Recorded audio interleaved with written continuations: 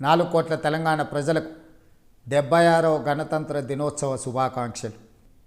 Doctor Babasaheb Ambedkar గారు ఈ దేశ ప్రజలకు అందించిన రాజ్యాంగం 75 వసంతాలు పూర్తి చేసుకొని 76వ వసంతంలో అడుగుపెడుతున్న సందర్భంగా 4 కోట్ల తెలంగాణ ప్రజల ఆశీర్వాదంతో ఏర్పడ్డ ప్రజాపాలన ఇందిరమ్మ రాజ్యం ఈరోజు 4 నూతన సంక్షేమ పథకాలను ప్రవేశపెడుతుందని మీ అందరికీ తెలియజేయడానికి సంతోషపడుతున్నాను.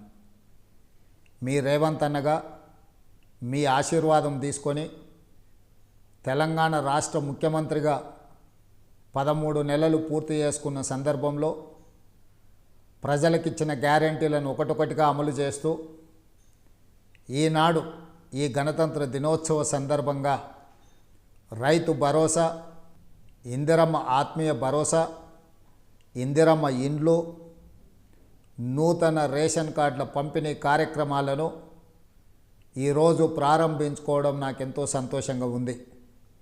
4 కోట్ల తెలంగాణ ప్రజల యొక్క సంక్షేమం కోసం ప్రజాపాలనలో నిరంతరం శ్రమిస్తూ ప్రజలతో మమేకమవుతూ ప్రజా పరిపాలన అందిస్తూ రైతు భరోసా, నిరుద్యోగ సమస్య పరిష్కారము, అదేవిధంగా వరికి బోనసు, ఇలాంటి ఎన్నో కార్యక్రమాలను ఈరోజు మనం అమలు చేసుకోవడమే కాకుండా మహిళలకు ఆర్టీసీలో ఉచిత బస్సు ప్రయాణము, 200 యూనిట్ల ఉచిత కరెంటు, 500 రూపాయల సిలిండర్ని ఈరోజు ఆడబిడ్డలకు అందజేస్తూ ఈ ప్రజాపాలనలో ప్రజల ఆకాంక్షలు నెరవేర్చడానికి నిరంతరం ప్రయత్నం చేస్తున్నాము. ఈరోజు రాష్ట్రాన్ని చుట్టుముట్టిన సమస్యలను ఒకటొకటిగా పరిష్కరిస్తూ ఇచ్చిన గ్యారెంటీలను అమలు చేస్తూ ముందుకు వెళ్తున్నాము.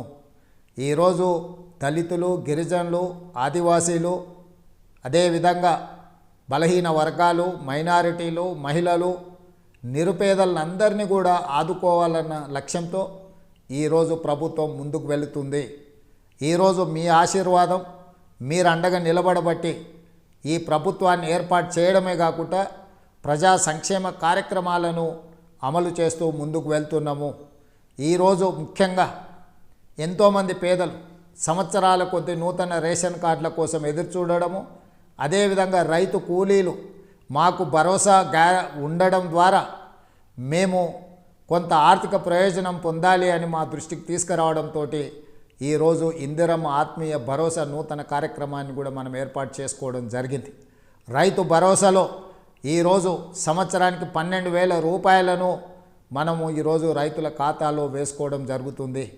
ఆనాడు ఆకాశమే హద్దుగా 2004 నుంచి 2014 వరకు ఇందిరమ్మ రాజ్యంలో ఇందిరమ్మ ఇండ్లు మనం ఇచ్చుకోవడం జరిగింది.